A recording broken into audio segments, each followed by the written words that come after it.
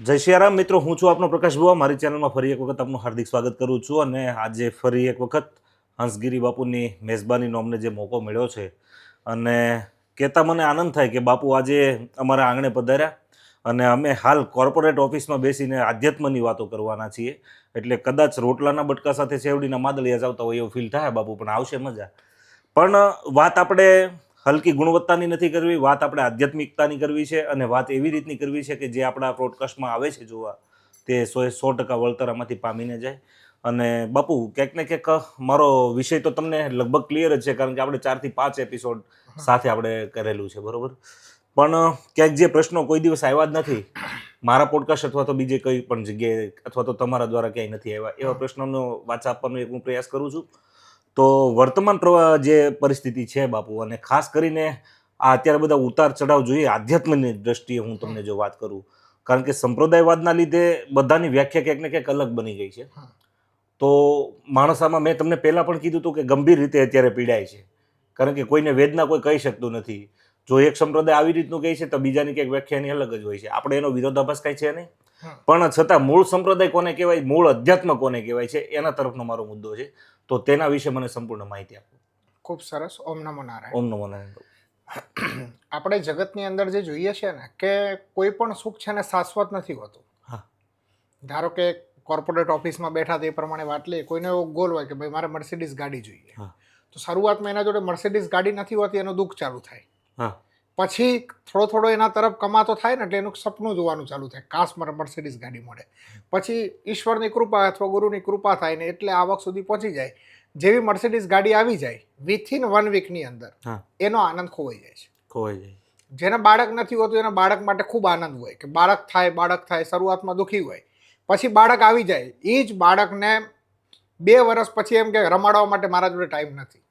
મતલબ આ જગતની અંદર કોઈ પણ સુખ શાશ્વત નથી. જગત છે ત્યાં સુધી દુઃખ છે જ, બરોબર છે. મૂળ આધ્યાત્મ ત્યાં કામ કરે છે કે જગતના સર્વ દુઃખોનું નિરાકરણ એટલે આધ્યાત્મ. આજે દુનિયાની અંદર કેટલી બધી ફિલોસોફી છે. ફિલોસોફીને આપણા આધ્યાત્મની ભાષાની અંદર આપણે એને દર્શન કહીએ છીએ. દર્શન માને જીવનને જોવાનો એક નજરિયો, કે આપણે કોણ છીએ, શું કામ જન્મમાં છીએ, બરોબર છે, આપણા જન્મવાનો ઉદ્દેશ શું છે, બરોબર છે, આ દુનિયામાં આપણી અહેમિયત કેટલી છે, બીજું મારા મર્યા પછી શું થશે, કોઈ અલગ પરલોક છે કે નહીં, કે શું મળશે. તો આ બધાના નિરાકરણ માટે ભારતીય જે જ્ઞાન પરંપરા રહી, એ ભારતીય જ્ઞાન પરંપરાની અંદર મૂળ રસ્તો આપ્યો છે કે છે કે સર્વ દુઃખોનું નિરાકરણ, બરોબર છે. ગૌતમ બુદ્ધજીની જો આપણે વાત કરીએ તો એવું કહે છે કે સર્વ દુઃખોનું નિરાકરણ એટલે કે નિર્માણ અવસ્થા. હિન્દુ ધર્મના લોકો કહે છે કે આપણે એને મોક્ષ પામીએ એટલે સર્વ દુઃખો ત્યાંથી હટી જાય છે, બરોબર છે. પછી ભગવદ્ ગીતાની ભાષામાં જઈએ તો કહે છે સ્થિત પ્રજ્ઞ, એટલે કે જે સુખ અને દુઃખની અંદર વિચલિત નથી થતો અને સ્થિર રહે છે, બરોબર. એ સ્થિત પ્રજ્ઞની સ્થિતિ છે, બરોબર છે. એની દ્રષ્ટિમાં સર્વ દુઃખોનું નિરાકરણ છે, અને હિન્દુઓની ભાષામાં એ મોક્ષ છે. જૈનો એમ કે છે કે કૈવલ્ય પદ, એક એવી સ્થિતિએ માણસ પહોંચી જાય છે જ્યાં સર્વ દુઃખ એને દુઃખ કે સુખ બંનેનો અનુભવ નથી થતો, નિરંતર આનંદ રહે છે, બરોબર. તો એને કૈવલ્ય કહે છે, બરોબર છે. તો આ આધ્યાત્મને મૂળ જે છે એ જીવ જગત અને ઈશ્વરને સમજવું, બરોબર, જગતના દુઃખોનો સ્વીકાર કરવો અને દુઃખોમાંથી નિરાકરણમાંથી બહાર નીકળી જવું, એ મૂળ આધ્યાત્મ છે. પણ આજની વાસ્તવિક પરિસ્થિતિ એવી છે, આપણે પર્ટિક્યુલર હિન્દુ ધર્મ ઉપર જઈએ કે સનાતન ધર્મ ઉપર જઈએ તો વાસ્તવિક પરિસ્થિતિ એવી છે કે સૌથી પહેલા વેદ હતા. વેદોમાં મુખ્ય 2 ભાગ હતા, એક હતો જ્ઞાનકાંડ અને એક હતો કર્મકાંડ, બરોબર છે. લોકોને સમય થાય એટલે ઋષિમુનિઓને એમ થયું કે જે લોકોને જ્ઞાન માર્ગ ઉપર જવું છે તો એ લોકોને પછી કર્મકાંડની શું જરૂરિયાત છે, બરોબર છે. તો એના માટે અલગ વ્યવસ્થા ઊભી કરાય, એટલે ઉપનિષદો પછી આવ્યા દર્શન શાસ્ત્રો. ભારતમાં મૂળ 6 દર્શનો છે જેને આપણે આસ્તિક દર્શન કહીએ છીએ. બીજું જ્ઞાન, ભારતની પરંપરામાં જ્યારે આસ્તિક અને નાસ્તિકની વાત આવે ત્યારે પ્રશ્ન એ થાય કે ઈશ્વરમાં માને એ આસ્તિક અને ઈશ્વરમાં ન માને એ નાસ્તિક. પણ વાસ્તવિકતા એવી નથી. જે વેદોમાં માને છે એ આસ્તિક છે, વેદોમાં નથી માનતા એ નાસ્તિક છે. નાસ્તિકમાં ચાર્વાકો છે, બૌદ્ધ છે અને જૈન છે, 3 મુખ્ય સંપ્રદાયો છે. અને આસ્તિકમાં આપણા 6 દર્શનો છે. આ 6 દર્શનો, તમે કોણ છો, જગત શું છે, બ્રહ્માંડ ક્યાંથી આવ્યું, આ મૂળ પ્રશ્નો છે ને એની અંદર જગતના દુઃખની વાત છે. અને એ બધા પોતપોતાની વિચારધારામાં ઋષિમુનિ એકબીજાથી થોડા થોડા ડિફરન્ટ હોઈ શકે, હા. પણ અંતિમ લક્ષ્ય જે છે કે આ સંપૂર્ણ દુઃખોના નિરાકરણ, એ માટે દરેક ભારતની ફિલોસોફી એક મત સાથે છે. બરોબર, આ છે મૂળ આધ્યાત્મ. વાહ. બરોબર છે, જેનો સૌથી ઓછો પ્રચાર આજે ભારત વર્ષની અંદર થઈ રહ્યો છે. તો તમે બાપુ સંપૂર્ણ દુઃખનું નિરાકરણની વાત કરી, તો એમાંથી જ એક પ્રશ્ન એ ઉદ્ભવે કે સંપૂર્ણ દુઃખનું નિરાકરણ સંસારી માટે શક્ય છે કે ખરું? તો સામે પ્રશ્ન મને એવો થાય હા. કે દુઃખ થાય છે શું કામ? હા. બીજું, દુઃખ ઊભું ક્યાંથી થાય છે? બરોબર છે. હવે એક સામાન્ય વાત લઈએ આપણે, એકદમ દેશી અને સરળ ભાષામાં, કે કોઈ વ્યક્તિ તમને તુચ્છ શબ્દ બોલ્યો. હા. હવે ગુજરાતીમાં બોલ્યો, તમારી ભાષા સ્વાભાવિક, તમે ગુજરાતી અને હિન્દી જાણતા હોય, એ ભાષાની અંદર એક તુચ્છ શબ્દ બોલે છે તમને, એનું ઉચ્ચારણ કરે છે તમને, એટલે એ શબ્દ તમારા માનસ પટલ ઉપર જાય છે. કાનથી સંભળાય છે, કર્ણેન્દ્રિયથી, એ તમારા મન ઉપર જાય છે. મન એ શબ્દના મેચિંગ વાળા શબ્દો અંદરથી શોધે છે કે આ શબ્દ શું કહેવાય. એ શબ્દ તમારા અંદર પડેલો જે તુચ્છનો ડેટા પડ્યો હોય ને, તમને બી ખ્યાલ હોય ને કે આને એડવાન્સ લેવલનું તુચ્છ શબ્દ આવો હોઈ શકે, બધામાં ડેટાબેઝ હોય. ઝઘડો થાય એટલે માણસમાં એ ઓટોમેટિક ડેટાબેઝ સંગ્રહ ગુજરાતીની ભાષામાં બહાર આવી જાય. એ ડેટાબેઝ સાથે મેચ થાય એટલે તમને ખબર પડે બુદ્ધિ દ્વારા. આ ઘટના બહુ ફાસ્ટ બને છે, સેકન્ડના 100માં ભાગની અંદર, હું એને સ્લો મોશનમાં કહું છું. એ ઘટનામાં સીધું એના ઉપર જાય એટલે ખબર પડે કે તુચ્છ શબ્દ છે, એટલે તરત આપણા એક્શન, મને તુચ્છ કીધું, તમારો અહંકાર તરત વ્યાપ્ત થાય. ઓહો, મને ઈગો હર્ટ થાય આજની ભાષામાં. એટલે સામે તમે તમારા ડેટાબેઝની અંદર જે તુચ્છ શબ્દો પડ્યા હોય એનું ઉચ્ચારણ સામે કરો. પહેલો જે તુચ્છ શબ્દ તમારી અંદર ગયો એટલે તમને દુઃખ થયું, મને કઈ ગયો. મતલબ બધા દુઃખો મનથી પેદા થાય છે. આ વાતનો તમને સ્વીકાર છે? 100%ની વાત છે બાપુ. તમારી સામે હમણાં જ કોઈ ઘટના બની, આપણી સામે બહુ દુઃખદ ઘટના છે. બરોબર છે કે વિમાન ક્રેશ થયું અને આટલા બધા લોકો એની અંદર દેવલોક પામે. બરોબર છે. તો એ ઘટનાની જેવી તમે સાંભળો છો, જેવી સાંભળો એટલે એની એક્શન તમારી અંદર જાય. કોઈ મૃત્યુ પામ્યું એટલે કે દુઃખ. હવે જે યોગી પુરુષો છે, જે સિદ્ધ પુરુષો છે, એ શું કરે છે ખબર છે? પોતાના મનને શૂન્ય કરે છે. પોતાના મનને શૂન્ય કરે છે. ઘણી બધી વિધિ છે. એક વિધિ તો આપણે એને સમજીએ છીએ કે ધ્યાન. બરોબર છે કે ધ્યાન દ્વારા મન ધીરે ધીરે ઓછા વિચારોમાંથી શાંત થઈ જાય અને શૂન્ય થઈ જાય. હવે શૂન્ય થઈ જાય, સામેથી જે એક્શન આવે છે, તમે જોજો યોગી પુરુષો હંમેશા સાધના માટે એકાંત વિષય પસંદ કરે કે એકાંત મારે પોતાનું ભોજન સાથે બનાવે એટલે બીજા કોઈની ઉર્જાને ઇફેક્ટિબલ ન થાય. બરોબર છે. અને એના દ્વારા એ એવી કક્ષા ઉપર પહોંચી જાય છે કે સામે કોઈ ઘટના બને છે, કે ચાહે સુખની હોય કે દુઃખની હોય, એનો જે ઘાત અને પ્રત્યાઘાત છે ને પોતાના માનસ પટલ ઉપર પડવા નથી દેતા. એટલે એક્શન નથી જતી તો ન્યૂટનની ગતિના નિયમ પ્રમાણે રિએક્શન પણ બહાર આવતું. આઘાત અને પ્રત્યાઘાતના મૂલ્ય આઘાત જવા જ નથી દેતા, તો પ્રત્યાઘાત આવવા નથી દેતા. એ લોકો સ્વીકારે છે કે કોઈનું મૃત્યુ થયું તો કે નિશ્ચિત હતું, આજ નહીં તો કાલ મૃત્યુ તો નિશ્ચિત છે.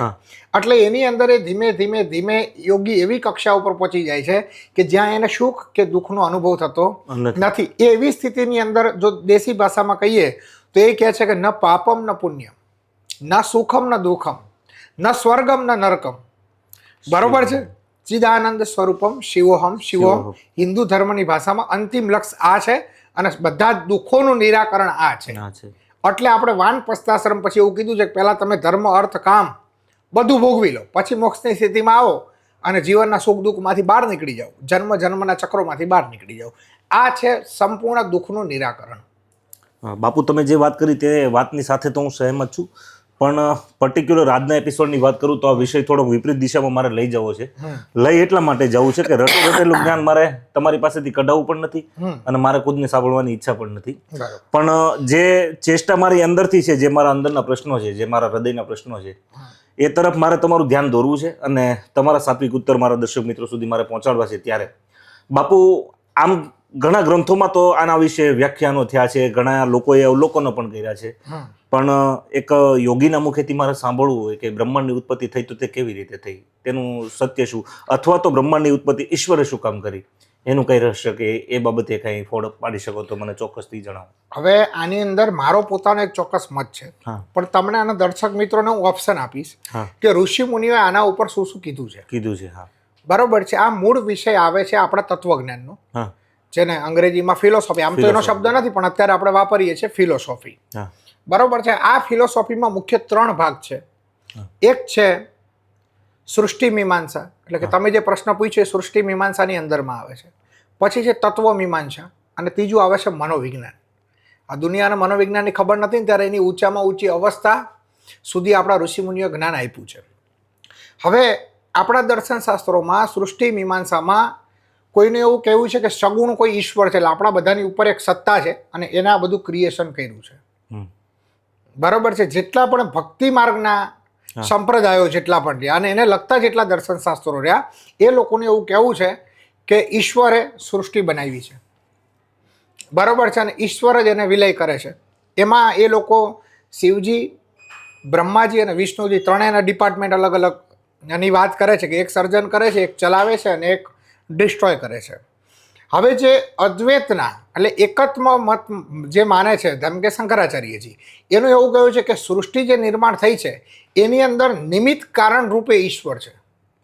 ઈશ્વર ફક્ત એમાં સાક્ષી ભાવે છે. હા બરોબર. એટલે તમે એને એવું ન કહી શકો કે ઈશ્વરે નથી બનાવી, હા પણ એના સાક્ષી ભાવ. ઉદાહરણ લઈએ કે આ કોઈ ફૂલ ઝાડ છે, બરોબર છે, ગુલાબ છે, તો ગુલાબ ઈચ્છા નથી કરતું કે એનાથી સોરમ લોકો સુધી પહોંચે, પહોંચે પણ તમે એ દિશામાં અથવા એની પવનની દિશા હોય ત્યાં સોરમ 100% પહોંચે પહોંચે છે. તો ગુલાબ એના સાક્ષી ભાવની અંદર છે. છે. આવી વ્યાખ્યા આપણા શંકરાચાર્યજીએ કરી છે.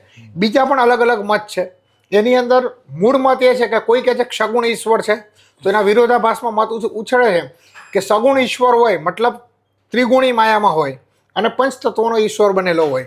જો પંચતત્વનો ઈશ્વર બનેલો હોય તો એની અંદર પણ વિકાર હોય અને એ પણ ઈશ્વરનો નાશ થઈ શકે.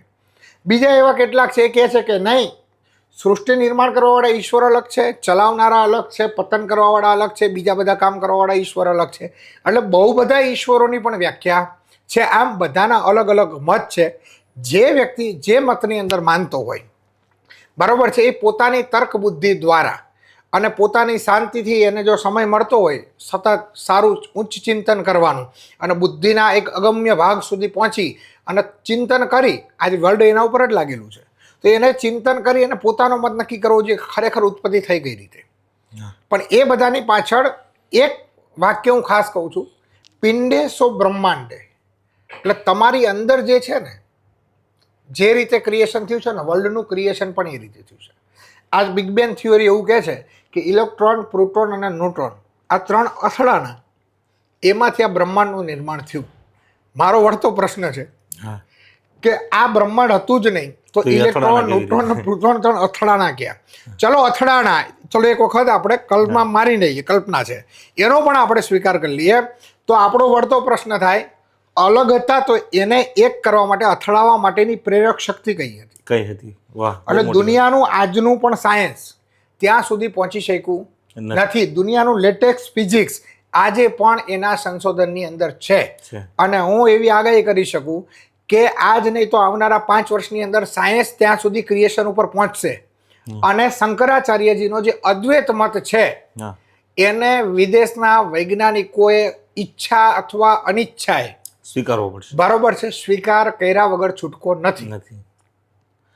બાપુ, સનાતનની એટલી બધી તાકાતો છે, બરોબર, અને સનાતનની અંદર એવા વિભિન્ન પાસાઓ, અને ખરેખર આપણને તો એક આમ કહેવાય ને કે ભાઈ આપણે લગ્નમાં જઈએ ને કેમ આપણને ડીશ સજાવીને મળે કે ભાવતા ભોજન આપણને મળી જતા હોય, તેના રૂપમાં જ આમ ગણો તો અત્યારે જેવા માણસો છે તેવી ચોઈસ અને તેવા જ ભગવાનો આપણને ભગવાન આપ્યા છે. બરોબર કે એટલા સંપ્રદાયો રૂડા રૂપાળા આપણને આપ્યા છે, બરોબર. આપણે કોઈનો વિરોધ નથી, પણ ક્યાંક ને ક્યાંક વિરોધાભાસ એવો ઊભો થાય કે ભાઈ સનાતનમાં જ રહીને સનાતનનો વિરોધાભાસ અથવા તો એની કંઈક અજબ વ્યાખ્યા હોય કે ભાઈ અલગ ગામ કરતા તરી આવતું હોય, બરોબર. એના પ્રમાણમાં ડિપાર્ટમેન્ટ અલગ હોય, એના ડિપાર્ટમેન્ટ આખો અલગ જ હોય એના માઇન્ડ પ્રમાણેનો, બરોબર. અને એના જે ફોલોઅર હોય બધા એને એવી રીતના જ ઊંધા ચશ્મા પહેરાવતા હોય, એવું પણ હું કહી શકું. પણ ક્યાંક ને ક્યાંક આપણે તરફ વિરોધાભાસ તરફ જવું નથી, કારણ કે આપણે ગઈ રાત્રે વાત થઈ હતી તેવી રીતે કે જે તમે નકારાત્મક ભાવથી તમે જુઓ. હા, અટકાવું છું. હા, ચોક્કસ. તકલીફ ખાલી કેટલી છે કે સંપ્રદાયો જે છે ને એ નદીઓ અને પહાડો છે અને સમુદ્ર છે ને સનાતન છે. પણ નદીને જ્યારે અહંકાર આવે કે નહીં હું જ સૌથી મોટી છું અને હું દરિયામાં શું કામ પડું, હું દરિયા કરતાં મોટી છું, હું દરિયામાં ભરાઈ જઈશ તો હું ખારી થઈ જઈશ, મારું વેણ જતું રહેશે, મારું નદીનું નામ જતું રહેશે, ત્યાં અહંકાર પ્રાપ્ત થાય ને ત્યાં વિરોધાભાસ છે. બીજો વિરોધાભાસ આમાં ક્યાં આવે છે કે તમે તમારા પિતાજીએ તમને જન્મ આપ્યો છે તો તમે તમારા પિતાજીને સર્વોપરી માનો, હા એમાં કોઈ વાંધો વાંધો નથી. પણ સામે બેઠેલા કમલેશભાઈના પિતાજીને તમારા પિતાજીના દાસ બતાવવાને હા બસ સંપ્રદાયમાં વિરોધ ત્યાં પેદા થાય ત્યાં છે. પેદા થાય છે. બાકી વિવેકાનંદજી ચોખ્ખું કીધું કે સંપ્રદાયો એ હિન્દુ ધર્મનું ઘરેણું છે હા અને લોકો માટેની મલ્ટિપલ ચોઇસ છે. ચોઈસ છે. એટલે દરેકે સંપ્રદાયમાં જવું જોઈએ, હા પણ સંપ્રદાય પૂરતું તમારું જીવન સીમિત ન હોવું જોઈએ. આ પણ વિવેકાનંદજીનું જ વાક્ય છે. 100%ની વાત છે. અને બાપુ સાથેના આજના ગહન ચિંતનમાં જે ખરેખર અત્યારે અમે ઓલરેડી બાપુ આપણે 4 એપિસોડ સાથે કર્યા છે, બરોબર. અને 4 એપિસોડના નિષ્કર્ષમાંથી એટલું મને શીખવા મળ્યું કે ભાઈ સાધુ પાસે કેવા પ્રશ્નો હોવા જોઈએ, કેવી એનો પ્રોટોકોલ હોવો જોઈએ, એ તો આપણને થોડીક અત્યારે, કારણ કે આ લોકો આરે રહીએ છીએ અને આ સાનિધ્ય અમે માણીએ છીએ એટલે થોડુંક તો ક્યાંક ને ક્યાંક અમને ખબર છે, પણ છતાં ક્યાંક ને ક્યાંક આપણા મનમાં મૂંઝવતા પ્રશ્નો હોય એ બધા અમે લાવતા હોઈએ છીએ અને આવા જે મહાપુરુષો હોય તેની પાસેથી એક સારા જવાબની અપેક્ષા રાખતા હોય, કારણ કે એક જવાબ માત્રથી જ માણસનું જીવન બદલાઈ જતું હોય. અને અમે જેની ઓફિસમાં બેઠા છીએ મારા વિડીયોના માધ્યમથી જ અમને એ વ્યક્તિત્વ અમને મળ્યું છે. એ વ્યક્તિત્વ મળવા જેવું તો છે પણ માણવા જેવું પણ એટલું છે. હું વાત અનિલભાઈની કરું છું બાપુ અહીંયા, પણ અનિલભાઈની વાત નીકળે એટલે બાપુ યોગ આપણને ધ્યાનમાં આવે સીધો. બરોબર. તો ધ્યાન અને યોગની પ્રક્રિયા શું છે અને ખરેખર લોકો એને કરવા જાય છે પણ એ એટલું બધું કહેવાય ને સહેલાઈથી પ્રાપ્ત થઈ જાય એવી વસ્તુ છે ને. બરોબર. અથવા તો ક્યાંક ને ક્યાંક આપણે બારડોલીથી આવતા હતા અને રસ્તામાં તમારી માથે જે ફોન આવ્યો હતો એના રિલેટેડ હું તમને વાત કરું તો પણ કદાચ એ જે વ્યક્તિનો ફોન હતો એ જ પ્રશ્નનો જવાબ બધાને મળે છે કે ભાઈ મને સીધી રીતે ધ્યાન લાગતું નથી અથવા તો એનું મને આવા સાઈડ ઇફેક્ટ થાય છે. તો એનું શું કારણ હોઈ શકે? હવે ધ્યાનને અને યોગાસનને, યોગને હકીકતમાં દુનિયામાં એક જ યોગ છે જેને અષ્ટાંગ યોગ કહેવાય, અષ્ટાંગ માર્ગ. લોકો શું કરે છે, યોગાસન અને યોગને સરખું સમજે છે. યોગાસન શારીરિક કસરતને એના માટે થઈને છે અને અષ્ટાંગ યોગ એ ધ્યાનની અવસ્થા માટે છે અને તમારી કુંડલીની જાગૃત માટે થઈને છે. હવે ધ્યાન માટે લોકો એવું સમજે છે કે તમે પલાઠી મારીને બેસી જાઓ, બરોબર છે, એટલે જ ધ્યાન થાય. મારી દ્રષ્ટિએ એવું નથી. એ તો બેસો છે ધ્યાન છે જ, પણ મારી દ્રષ્ટિએ એવું નથી. તમારું મન જે છે ને એની 1 સેકન્ડની અંદર ઘણા બધા વિચારો આવે છે. એમાંથી તમને 1-2 વિચારોની ખબર પડે. તો મનને હજારો વિચારોમાંથી કોઈ એક વિચાર અથવા કોઈ એક વસ્તુ ઉપર સ્થિત કરી દેવું ને એનું નામ ધ્યાન છે. મારે ઘણો સમય લાગે છે, બરોબર છે, પણ એનું નામ ધ્યાન છે. હવે અમે એક સેમિનારની અંદર મેં ઘણી બધી આવી શિબિરો કરી છે કે જ્યાં ધ્યાનની અલગ અલગ ટેકનિકો હોય, અલગ અલગ એના અનુભવો બનાવતા હોય, બરોબર છે. તો અમને શરૂઆતમાં એક દ્રાક્ષ આપવામાં આવી, બરોબર છે. આ કેમ મેં જમ્મુ કાશ્મીરમાં કરેલો. દ્રાક્ષ આપવામાં આવી એટલે સ્વાભાવિક છે, પ્રસાદ રૂપે દ્રાક્ષ આપે એટલે આપણે શું કરીએ, સીધી ખાઈ જઈએ. સીધી ખાઈ લીધી. પછી એમને કીધું હવે આ રીતે નહીં. એના જે મેન મેડિટેશનવાળા હતા એ આવ્યા, ફરી બધાને એક દ્રાક્ષ આપે કે ચલો દ્રાક્ષને તમે હાથમાં લઈ લો. હા, હવે વિચારો કે આ દ્રાક્ષનો સ્વાદ કેવો હોય, કે આવ્યો તમારા મનમાં સ્વાદ કે હા, બધા ધીરે ધીરે હા પાડે. હવે ધીરેથી એકદમ પવિત્ર ભાવે, પવિત્ર મને એ દ્રાક્ષને તમારા મોઢાની અંદર મૂકી દો. હું ન કહું ત્યાં સુધી તોડતા નહીં એમ, કે ધીમેથી મૂકી. હવે દ્રાક્ષ તમારા મુખમંડળની અંદર પ્રસાદ રૂપે ગ્રહણ થવા માટે તત્પર છે કે તત્પર છે. એટલે એકદમ મતલબ એનો સમય કઢાવે. પછી કહે છે કે હવે ધીમેથી, બરોબર છે, તમારા દાંત વડે દ્રાક્ષને તમે તોડો. તોડે. હવે કે એનો રસ તમારા ગળાની અંદર ઉતરી રહ્યો છે. પછી બધાને પૂછે છે આ દ્રાક્ષનો આવો સ્વાદ, તમે હજારો વખત દ્રાક્ષ ખાધી હશે, પણ દ્રાક્ષનો આટલો મીઠો સ્વાદ છે તમને ક્યારે ખબર પડી? એટલે બધાએ મોટાભાગે જવાબ આપ્યો પહેલી વખત. તો કે તમે અત્યાર સુધી જે દ્રાક્ષ ખાધી ને એ ધ્યાન વિહીન ખાધી. આ દ્રાક્ષ ખાધી ને એ તમે ધ્યાનપૂર્વક ખાધી. આ પણ એક ધ્યાન છે. પણ મૂળ ધ્યાનને વિષય એવો છે કે હજારો વિષયોમાંથી મનને વાળી અને એક વિષય ઉપર સ્થિર કરવું એ ધ્યાન છે. કોઈ સંપ્રદાયને ખુલ્લી આંખે પણ કરાવે છે, કોઈ એને આંતરિક રીતે કરાવે છે, પણ મૂળ એના અનુભવો તમને આંતરિક રીતે જ થાય છે, બરોબર છે. હા, અને ધીમે ધીમે ધીમે એના ઉપર પ્રેક્ટિસ કરવાથી છેલ્લે તમારા મન ઉપર, મનરૂપી સરોવર ઉપર એક પણ વિચારનું તરંગ પણ આવવાનું બંધ થઈ જાય એટલે તમે ધ્યાનની અવસ્થાને પ્રાપ્ત થયા હોય. કલાક સુધી બેસો ને એમાંથી 2 થી 5 સેકન્ડ, 10 સેકન્ડ, વિથિન 20 સેકન્ડ ધીમે ધીમે ધીમે ધીમે એવી નીકળે કે જેની અંદર તમે શાંતિનો અનુભવ કર્યો હોય. હવે જે લોકો ખરેખર ધ્યાનના માર્ગ ઉપર જવા માગે છે એ લોકોને મારી પહેલી સૂચના છે કે ધ્યાનના માર્ગ દ્વારા કુંડલીની જાગૃત થાય છે. અને કુંડલીની જાગૃત સોશિયલ મીડિયામાં બતાવેલો એટલો સહેલો વિષય નથી, બરોબર, બહુ અઘરો અને રિસ્કી વિષય પણ છે. હા બરોબર છે. તો એના પહેલા તો સૌથી પહેલા ગુરુ કરી લેવા જોઈએ. હા કોઈ આધ્યાત્મિક પુરુષને ખાલી કંઠી નાખી દેવું એટલે ગુરુ એવું નહીં. એવું નહીં. જે તમને ખરેખર કંટ્રોલ કરી શકે એવા ગુરુ તમારે હા શોધી લેવા જોઈએ. બરોબર છે. અને આમ ગણો તો ગુરુ જ તમને શોધશે, હા પણ તમારે એમાં ધ્યાન માટેની જેને કહેવાય ને કે પીપાસા, ભૂખ હોવી જોઈએ. હા એ કક્ષાએ પહોંચવાની, એ કાર્ય કરવું જોઈએ. બીજું, નાડી શુદ્ધિ. અહીંયા 36,000 નાડીઓ છે, આની સાથે 36,000 નાડીઓ છે, બરાબર. એની સાથે એક અલગથી સૂક્ષ્મના નાડી છે. એટલે તમારે સૌથી પહેલાં આલોમ વિલોમ દ્વારા 72,000 નાડીઓને શુદ્ધ કરે.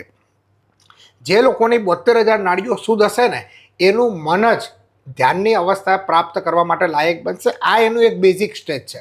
પછી તમે પોતાની રીતે જે અનુભવ કરતા જશો એમ તમને એના ઉપરનો ખ્યાલ આવતો જશે. કોઈ એના મંત્રો દ્વારા કરે છે, તો મંત્રોમાં શું થાય? હજારો વિચારમાંથી શું થાય? તમને એક વિચાર ઉપર કોઈ મંત્ર હોય, કોઈ બી પર્ટિક્યુલર સંપ્રદાયનો હોય, કોઈ ઈશ્વર દેવી દેવતાનો હોય, કોઈ વાંધો નહીં, ડઝન્ટ મેટર છે.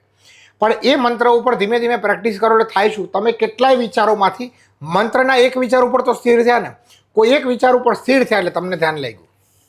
આ છે ધ્યાન માટેના સરળ ઉપાયો. બાપુ, તમે ધ્યાન માટેના સરળ ઉપાયોની અહીંયા વાત કરી, બરોબર. પણ મારે ખાસ એમાંથી પણ એક મને પ્રશ્ન એવો ઉદ્ભવે છે, કારણ કે મારું મગજ જ પ્રશ્ન એટલા લઈને બેઠું છે. તમને ખબર છે બાપુ કે સંસારી લોકો જે છે, મારી જેવા જે ગૃહસ્થ છે, બરોબર, તો તેને ધ્યાનની પ્રક્રિયા કેવી કરવી જોઈએ અને કેટલી માત્રામાં કરવી જોઈએ? કારણ કે એ પણ એનો પરિવાર લઈને બેઠા છે. કાલે ઉઠીને એને પણ અધ્યાત્મનો એવો ચસ્કો લાગી ગયો અને જો પરિવાર પાછળ એ વિચ્છેદ કરી નાખે છે, તો એના પણ એને કદાચ દોષ લાગતા જ હોય. કારણ કે કોઈની જિંદગી બગાડવી તો કોઈનો અધિકાર નથી. તો એક સંસારી લોકો જે ધ્યાન પ્રેમી છે, કે જેને ધ્યાન કરવું છે અને ધ્યાન જીવવું છે, તો તેના માટે તમે શું કહેશો? એ કેટલા ચક્રો સુધી એ મતલબ એ એક્સરસાઇઝ અથવા તો એની જે પ્રક્રિયા આવે તે કરી શકે? જો હા, ચક્ર જાગૃતિ અને કુંડલીની જાગૃતિ ઉપર જવું હોય એટલે 100% મન, કર્મ, વચનથી બ્રહ્મચર્યનું પાલન કરવું કમ્પલસરી છે. કમ્પલસરી છે, બરોબર. સંસારી તરીકે દરેક વ્યક્તિથી એ શક્ય નથી. તો મારી દ્રષ્ટિએ જેટલાથી તમને આખો દિવસ ઉર્જા મળે, આખો દિવસ આનંદ આવે અને સકારાત્મક વિચારો આવે, એટલા આનંદ પૂરતું તમે 15-20 મિનિટ, અડધો કલાક, પોણો કલાક સુધી ધ્યાન કરો. આનંદ આવે ત્યાં સુધી, અને એની એનર્જી તમને સાંજ સુધી ટકી રહે. એટલે તમે જીવનમાં સાત્વિક ભાવે જીવી શકો, અને આજુબાજુમાં તમે આનંદિત હશો તો આજુબાજુનું વાતાવરણ પણ આનંદિત રહે. ત્યાં સુધી કરવું જોઈએ. નિયમ એટલો ધ્યાન રાખો કે મૂલાધારથી લઈ આ સહસ્ત્ર સુધી, આ પાછળની જે કરોડરજ્જુનો ભાગ છે ને, સ્ટેટ હોવો જોઈએ. એ જો આડો અવડો હશે ને, તો તમારા દિમાગમાં ધ્યાન કરવાનીમાં, શાંતિ ગોતવાની અંદર અશાંતિ એવી પેદા થશે કે દુનિયામાં કોઈ ડૉક્ટર તમને એનો હાથ નહીં પકડે. બરાબર છે. એટલે આનંદ આવે ત્યાં સુધી ધ્યાન કરવું, કરોડરજ્જુને સીધી રાખવી. એના માટે એક બે કહું છું, કોઈને જો ફાવે તો ભ્રામરી પ્રાણાયામનો ઉપયોગ કરો. અમારા અનુભવની વાત છે. હું એમાં 15 મિનિટથી લઈને 2 કલાક સુધી પહોંચ્યો છું. બરાબર છે. તો ભ્રામરી પ્રાણાયામનો ઉપયોગ કરવાથી મન ઘણું બધું શાંત થાય છે અને તમારામાં સકારાત્મક એનર્જીનો ખૂબ જ વધારો થાય છે. બીજું ઉન્મુની મુદ્રા છે, જેના ઉપર અહીંયા ધ્યાન. હવે તો સોશિયલ મીડિયામાં બધી મુદ્રાઓ આપેલી છે, ડિટેલિંગમાં બહુ જરૂર છે નહીં. ઉન્મુની મુદ્રાનો ઉપયોગ કરો. જો કશું જ ના આવડે તો તમે તમારા શ્વાસ ઉપર ફક્ત ધ્યાન આપો. શ્વાસ લીધો, શ્વાસ છોડો, અને એનાથી જો ઝડપી આગળ વધવું હોય તો શ્વાસ લો ઓમ સાથે, શ્વાસ છોડો ઓમ સાથે, શ્વાસ લો ઓમ સાથે, શ્વાસ છોડો ઓમ સાથે. બરોબર છે. જેનાથી તમને ખૂબ જ આનંદ આવશે. પણ આ પ્રક્રિયામાં એક ધ્યાન રાખવું. હવે કોઈ સિટીમાં હોય તો 5 વાગે ઉઠી શકે એવું નથી. એટલે અત્યારની પરિસ્થિતિ પ્રમાણે તમે ભલે સવારે 8 વાગ્યાનો ટાઈમ રાખો કે સવારે 7 વાગ્યાનો રાખો કે 6 વાગ્યાનો, પણ જે ટાઈમ રાખો ને એના માટે ફિક્સ રહો. અને 21 દિવસ તમારી સાયકલ તૂટવી ન જોઈએ. 22મા દિવસે તમારે ધ્યાન નહીં કરવું પડે, શરીર તમને ધ્યાન માટે તૈયાર કરશે. પહેલા તમારે શરીરને કરવું પડશે. બરોબર છે. પછી શરીર ઓટોમેટિક તમારી પાસે માગશે કે હવે બેટા તું બેસી જા, તારો સમય થઈ ગયો. પણ 21 દિવસ આ નિરંતર અભ્યાસ કર્યો તો જ આની અંદર તમને સારું પરિણામ મળશે, બાકી શક્યતા નથી. બાપુ, આ તો થઈ ધ્યાનથી માનસિક પાવર આપણો જે વધે છે, માઇન્ડ પાવર વધે એની વાત થઈ, બરોબર. તો શારીરિક જે ક્ષતિઓ હોય છે તે ધ્યાનથી કવર થાય ખરી? હવે મનની અમુક શક્તિઓ છે, યોગી પુરુષ એનો ઉપયોગ નથી કરતા, પણ સંસારી તરીકે તમે કરી શકો. કોઈ ભાગની અંદર દુખાવો હોય અને તમે તમારા મનની શક્તિથી ધ્યાનની અવસ્થામાં પહોંચ્યા પછી એ ઉર્જાના પ્રવાહને, પ્રાણ ઉર્જાના પ્રવાહને દુખાવા સુધી જો તમે પહોંચાડો તો એ દુખાવો પણ રિલીઝ થાય છે. બૌદ્ધ ધર્મની અંદર ઘણી બધી આવી પ્રક્રિયાઓ છે કે જ્યાં કોષ છે એ કોષ થોડુંક ડેમેજ હોય કે કંઈ બી હોય તો પોતે પ્રાણ ઉર્જાને એકત્ર કરી, બરોબર છે, ને ત્યાં સુધી સંચાર કરી શકે. હવે એક્ઝેક્ટ કેન્દ્ર ઉપર સંચાર કરવો અને અંદર દુખાવો થાય છે એ વગર એક્સરે રિપોર્ટે ખબર પાડવી એના માટે ધ્યાનની ઊંડી અવસ્થામાં જે વ્યક્તિ પહોંચ્યો હોય એ જ વ્યક્તિ પોતાનો ઉપચારા કરે છે. પણ યોગી પુરુષો આના માટે કરતા નથી. એ ટીકડી ખાઈ લેવા તૈયાર છે, એ ભોગવી લેવા તૈયાર છે, પણ પોતાની ઉર્જાને હંમેશા સંસારના હિતમાં વપરાય ને, વ્યક્તિગત સ્વાર્થ માટે કે વ્યક્તિગત પોતાના શરીર માટે નહીં પણ સંસારના હિત માટે વપરાય એ માટેના પ્રયત્નો કરે છે. પણ મનની શક્તિ, જો મન શાંત હોય તો હું 100% માનું છું કે ઘણા બધા નાના મોટી બીમારીના રોગોથી તમે બહાર આવી શકો છો. એમાં કાંઈ ખોટું નથી. વિઝ્યુલાઇઝ કરવાથી પણ ઘણો બધો ફાયદો થાય છે અને બહાર આવી શકો છો. બાપુ સાથે જો અમુક મુદ્દાઓ ગોતવા બેસીએ ને મિત્રો, તો એના જવાબોમાંથી જ અનેક સવાલો આપણને મળતા રહી. પણ જે વિઝ્યુલાઇઝેશનની વાત કરી, પણ તેના કરતાં પણ એક સટીક મુદ્દો એ મારી પાસે એ છે કે બાપુ, જે આપણે થોડી વાર પહેલાં સ્થિત પ્રજ્ઞ આપણે જે પરિસ્થિતિ છે એના વિશે વાત થઈ, બરોબર? તો તે શું એક યોગીમાં જ હોઈ શકે કે એક ભોગીમાં પણ હોઈ શકે? હું એવું માનું છું કે જેને સ્થિરિત પ્રજ્ઞા શબ્દની પણ ખબર ન હોય, આફ્રિકાના જંગલમાં પેદા થયા હોય, બરોબર છે, પણ એવો ઉચ્ચ કોટીનો જીવ હોય, પોતે સ્થિરિત પ્રજ્ઞ હોય, પણ એને પોતાને ના ખબર હોય કે હું સ્થિરિત પ્રજ્ઞ છું.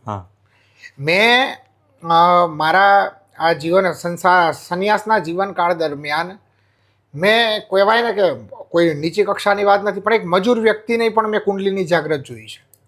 મેં કોઈ એવા ભુવાઓ હોય છે, બરોબર છે, તમારી સરનેમ ઉપર નહીં, પણ જે ધૂણવાવાળા ભુવા હોય છે, હું એને સમર્થનની કે વિરોધની વાત નથી કરતો, પણ એ લોકો જન્મજાત એના ગયા જન્મના પુણ્યના લીધે એવી શક્તિ સાથે પેદા થયા છે કે એ લોકોની પણ કુંડલીની જાગૃત હોય છે. પણ હવે પરિસ્થિતિ એવી હોય છે કે એને કુંડલીની જાગૃત છે એને ખબર નથી. ઇવન એ પણ નથી ખબર કે કુંડલીની જો કઈ હોય છે. અને એવા વ્યક્તિઓને મેં સમજાવવાની કહેવાય ને બાળક બુદ્ધિમાં કોશિશ કરી, બરોબર છે. હું એમાં મારો વ્યર્થ સમય ગયો, બરોબર. એના પછી હું આ પ્રયત્ન કરતો નથી. પણ એક હોય છે કે વ્યક્તિઓ પણ પોતાના પુનર્જન્મની અધૂરી સાધનાઓને કારણે દિવ્ય શક્તિ સાથે પેદા થયા હોય છે. મારા પોતાના વ્યક્તિગત જન્મની વાત કરીએ તો હું પણ મારા ગયા જન્મમાં કોઈ સાધના અધૂરી મૂકી એટલે આ કક્ષની અંદર આવ્યો છું, બરોબર છે, સંન્યાસ પરંપરામાં આવ્યો છું. પણ મારામાં નાનપણથી સામાન્ય કરતાં વિશિષ્ટ ઉર્જાઓ મારામાં હતી, જેનું ભાન મને સંન્યાસ પછી થયું. મારી 16-17, આજે મારી વ્યક્તિગત વાત અત્યાર સુધી નથી કરી ક્યારે, બરોબર, પણ મને 16-17 વર્ષની ઉંમરે સહજ રીતે 10મા ધોરણમાં એવી ખબર પડતી કે ભાઈ તારો જમણો પગ જ ભાંગી જશે, તારું એક્સિડન્ટ થશે, ફલાણાનું આ થશે, બરોબર છે. મને એનો અહંકાર પણ આવતો, સાલું આપણામાં દિવ્ય શક્તિ છે, આપણે આપણા બધા કરતા. કેમ કે વખત તો કેવડું હોય, સ્કૂલનો આપણો ક્લાસ હોય, ટ્યુશનની સંખ્યા હોય, એટલા પૂરતી વસ્તીઓ ને એ બધામાં આપણને એમ લાગે કે સાલું બાહુબલી આપણે એકલા જ છીએ, સર્વશ્રેષ્ઠ, બરોબર છે. એટલે આપણામાં એ અહંકાર વ્યાપ્ત થતો હોય. પણ જ્યારે ગુરુની શરણ મળી ત્યારે ખરેખર ખબર પડી કે ગયા જન્મના કર્મોના લીધે આ વખતે કુંડલીની જાગૃત સાથે મારો જન્મ હતો. એનાથી આ ખબર પડતી. હવે ખબર પડે છે, પણ હવે હું નથી ખબર પાડતો કે મને નથી ખબર પડતી એવો કરવાનો જીવનમાં પ્રયત્ન કરીએ છીએ. નહીં તો શું છે, દુઃખી લોકોના પૂછવાના પ્રશ્નો પાછા વધી જાય તો અમે અમારી ઉર્જામાંથી ડિસ્ટર્બ થઈ જઈએ. ટૂંકમાં તમે જે જવાબ આપ્યો તે સોક્રેટિસના વાક્યને લાગતો ઓળખતો છે, મેં જાણતા હું કે મેં કુછ નહીં જાણતા હું. એટલે બાપુનો જે ખરેખર એનો સ્વભાવ છે ને, આધ્યાત્મ પ્રત્યે એનું જે એનો અભિગમ છે, ખરેખર જાણવા જેવો પણ છે અને માણવા જેવો પણ છે. અને બાપુ, હવે સેશન લાંબુ થતું જાય છે, પણ તમારી સાથે તો કદાચ મને કોઈ 5 કલાકનો ટાઈમ આપે ને તો હું ડિબેટ કરી શકું. મારે સ્ક્રિપ્ટની જરૂર નથી, એમાં એ તો તમને પણ ખ્યાલ છે.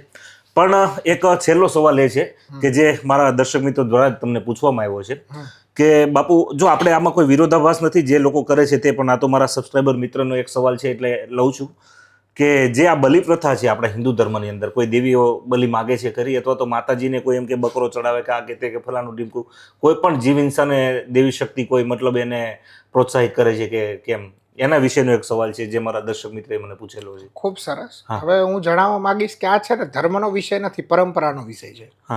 લોકો બંને એક ગણી અને ધર્મને બદનામ કરે છે, નથી, પરંપરાનો વિષય છે. હવે પરિસ્થિતિ એવી હોય કે કોઈ કબીલા હોય વર્ષો પહેલા, તો એ કબીલાઓને કોકને મારીને જીવન જીવવાની પદ્ધતિ હોય, કેમ કે એના પૂર્વજો દ્વારા એ શીખ્યા હોય. હવે એમના દેવતા કોણ હોય? એમના જ કોઈ પૂર્વજ હોય જે આગળ લીડર રહી ચૂક્યા હોય એમના. તો એ શું ખાતા હોય? તો કોઈ પક્ષીઓ કે પશુઓને મારીને ખાતા હોય. હવે એ મરી જાય, હું એક ચોખવટ કરી દઉં કે દુનિયાની તમામ સંસ્કૃતિ રહીને એ બધી પિતૃ પૂજા ઉપર આધારિત છે, બરોબર. ચાહે રેડ ઇન્ડિયનો હોય, કે ચાહે ઇજિપ્તના પિરામિડ હોય, કે બેબીલોનની સંસ્કૃતિ હોય, કે રશિયાની સંસ્કૃતિ હોય, આ બધી દુનિયાની તમામ સંસ્કૃતિનો આધાર પિતૃ પૂજા છે, બરાબર છે. તો એ પિતૃ પૂજાના લીધે હવે પોતાના પૂર્વજ માંસ મટનને ખાઈને જીવન જીવતા હોય, શિકાર કરીને જીવન જીવતા હોય, હજારો વર્ષો પહેલા સ્થિતિ એ હતી. તો હવે થાય શું કે એ દેવ બને, એ ગયા પછી પોતાના આપણી ભાષામાં હુરાપુરા, તો એને ચડાવે શું? સસલું ચડાવે કે બીજું કંઈ, બરોબર છે. પણ સમય પ્રમાણે હવે એ પોતે જો શાકાહારી થઈ ગયા હોય તો જૂની રૂઢિ અને જૂની પરંપરાને જૂના નિયમોને તોડી નાખવા જોઈએ.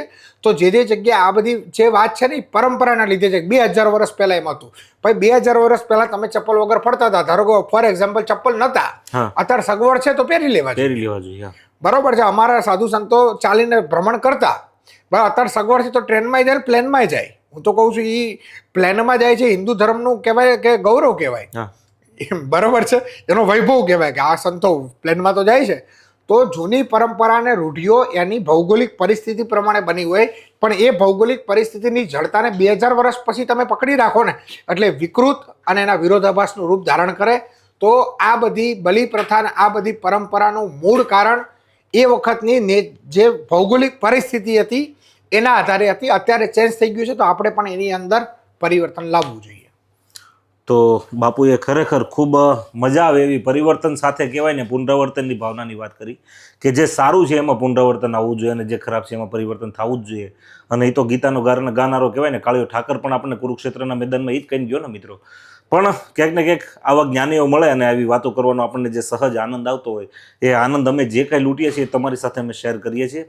બસ આજનો આ જે વિડીયો છે, આજનું જે સેશન છે તે હું ભગવાન કૃષ્ણમાં ચરણોમાં અર્પણ કરું છું અને આપ સૌ વચ્ચેથી અમે વિદાય લઈને બસ ભગવાન ભોળાનાથની એવી પ્રાર્થના કરીએ સૃષ્ટિના જીવ માત્રનું કલ્યાણ થાય, ગાય માતાનું રક્ષણ થાય અને સનાતન ધર્મનો વ્યાપ વધે.